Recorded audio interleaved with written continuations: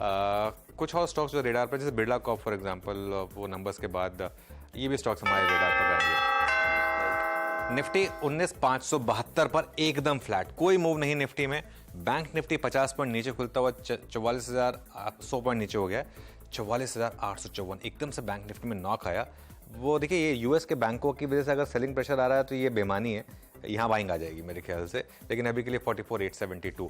Nifty IT ये एक बार के लिए मान सकते हैं कि यूएस बैंकों में जो सेलिंग प्रेशर आया उसकी वजह से यहाँ पर इंपैक्ट समझ में आता है। एक 1/3% नीचे, करीब अब हाफ ही हो गया ऑलमोस्ट, यहाँ पर डिक्लाइन है। अच्छा, आज मिड कैप इंडेक्स भी थोड़ा सा रेड में खुला है और स्मॉल कैप इंडेक्स लेकर आते हैं एक बार।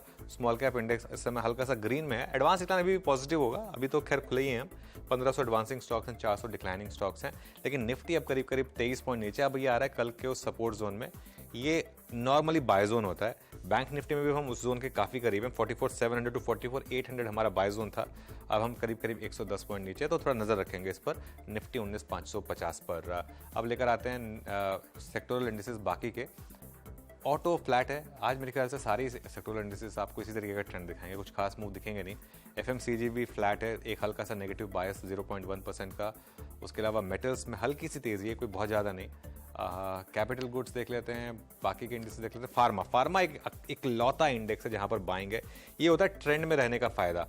0.7% का मूव यहाँ पर निफ्टी फार्मा में आपको दिखाई देगा। उसके अलावा और क्या स्टॉक्स हैं? कैपिटल गुड्स इंडेक्स हल्की सी तेज़ी यहाँ पर। रियल एस्टेट देख लेते हैं, फाइनेंशियल सर्विसेज इंडेक्स देख लेते हैं और ऑयल एंड गैस देख लेते हैं।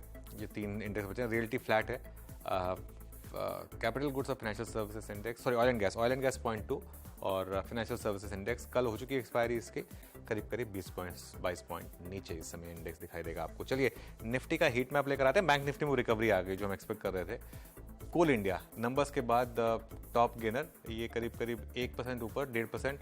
डॉक्टर रेड्डीज का कल एडीआर काफ़ी ऊपर था, तो 1.5% का मूव वहाँ पर ट्रांसलेट होता हुआ पॉजिटिव साइड में।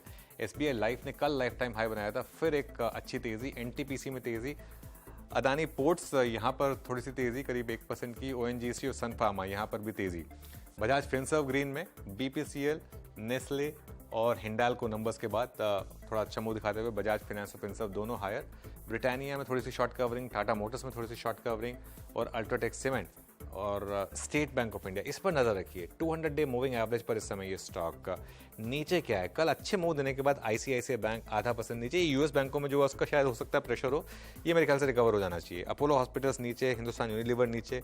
रिलायंस में हल्का सा प्रेशर है, करीब 2500 पर। टीसीएस, एलटीआई माइंट्री, इन्फोसिस, ये कुछ स्टॉक्स हैं जो इस समय आपको थोड़ा सा सेलिंग प्रेशर दिखा रहे हैं। चलिए इंडेक्स में ज़्यादा कुछ बात करने के लिए है नहीं, तो फिर एक रिजल्ट इंपैक्ट ले आते हैं और उसके बाद वीरो के पास चलेंगे।